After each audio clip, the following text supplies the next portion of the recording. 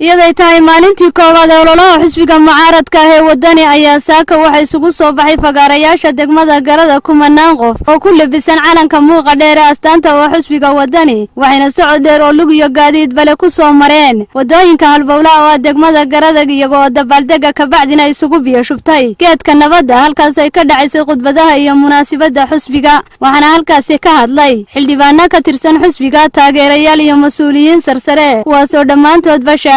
taageerada iyo cududda ay u hayaan xisbiga wadani sidoo kale waxay daaha ka faydeen hadday ku guulaystaan talada dalka waxqabadka iyo himilada ay la iman doonaan si ay u muujiyaan intaraskooda iyo cududooda ay la midaqaliyaan isbeddel loo sameeyaan aad iyo aad baan ku mahadcelinayaa darabada haweenka dhalinyarada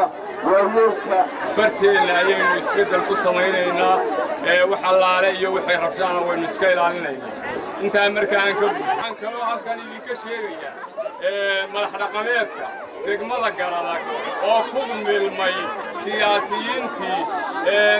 xisbiga kulmiye oo garan waayay wixii ummaddu u dooratay iyo madax dhaqameedkii ay ahaayeen muuse biixi 4-5 jeer buu intii aanu annagu xildhibaanada hayna soo maray weli maalinna lama kulmin xildhibaanadii xisbiga halkan maanta waxaa noo nimi inaanu muujinno taageerada aynu hayno xisbiga wadani maayo kulmiye waynu aragnay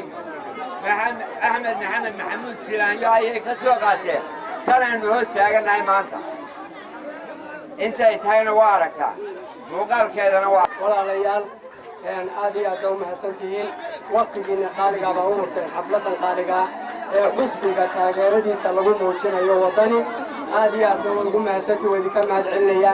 anigu burcayaan ka yimi laakiin degmadaydii waan imi waxaan ugu talagalay in xafladda iyo qabanqaabada iyo ololaha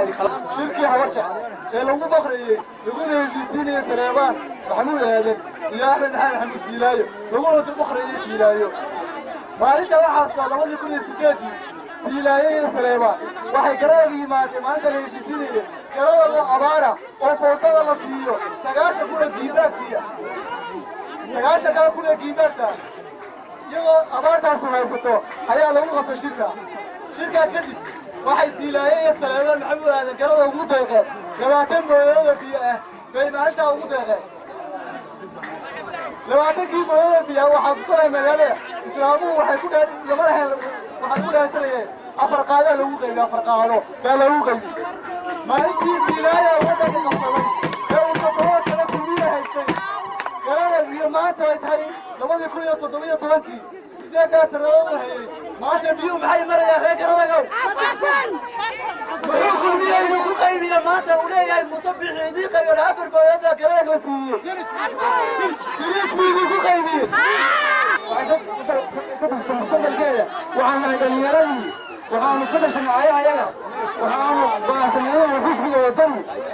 iyo miisaaniyada ugu codayno waa dhalinyaro farxad cabdi nuur telefishinka caalamiga ee